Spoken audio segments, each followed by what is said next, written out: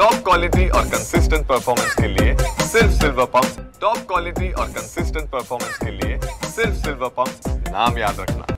त्र्यंबकेश्वरमध्ये शेवटच्या श्रावणी सोमवार निमित्त हजारो भाविक दाखल होत आहेत। मात्र या भाविकांसोबत मारहाण करणं असेल, धक्काबुक्की करणं असेल, अशा घटना घडत आहेत। आपल्यासोबत इगतपुरीचे आमदार हिरामण खोसकर साहेब, ज्या घटना घडत आहेत भाविकांना मारहाण करण्याच्या, धक्काबुक्की करण्याच्या, कसं बघता याच्याकडे? ते चुकीचं आहे।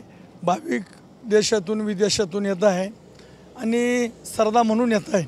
त्यांना आल्यानंतर व्यवस्थित दर्शन झालं पाहिजे, त्यांना मार्गदर्शन मिळालं पाहिजे। परंतु ते ट्रस्टचे जे कर्मचारी आहे, आमचे पोलीस कर्मचारी आहे शासनाचे, यांनी धक्काबुक्की करू नये।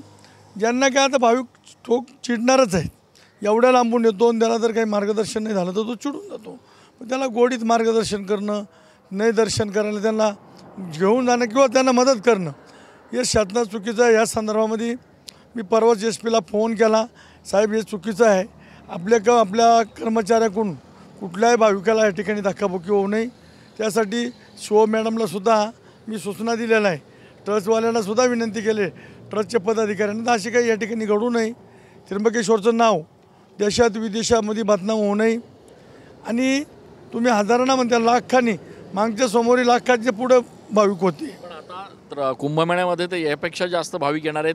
तुमचं नेमकं काय नियोजन असणार आहे? तुम्ही त्यासाठी काय करणार? वारंवार SP साहेबांना, या ठिकाणी आयुक्त साहेबांना निवेदन दिलेलं आहे, नागपूरला पण CM साहेबांना दिले, गडकरी साहेबांना पण दिले की तुम्ही मागच्या शिवाचा कुंभमेळ्यामध्ये 5च रस्ते केले, पण येणारे 11 रस्ते जॉईंट आहेत। जर ते 11 रस्ते जॉईंट जर सगळे झाले, 6 रस्ते जिल्हा परिषदचे, 5 रस्ते PWDचे आहे, 11 रस्ते झाले तर जे काही सगळ्या मार्गाने येणारे भाविक 2-3 किलोमीटर थांबतील, पायी येतील।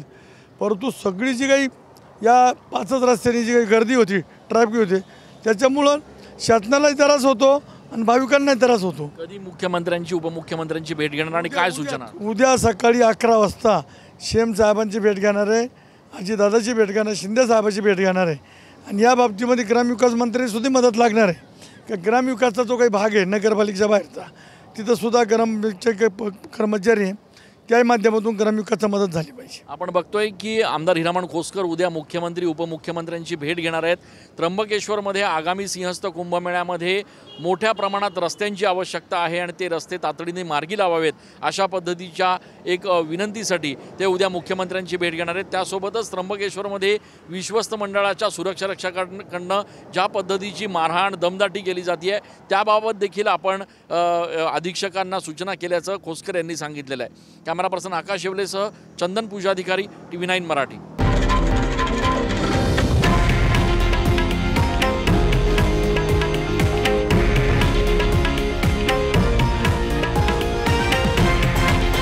हे आहे देशातील नंबर 1 न्यूज नेटवर्क आणि आपण पाहत आहात TV9 मराठी, एकमेव।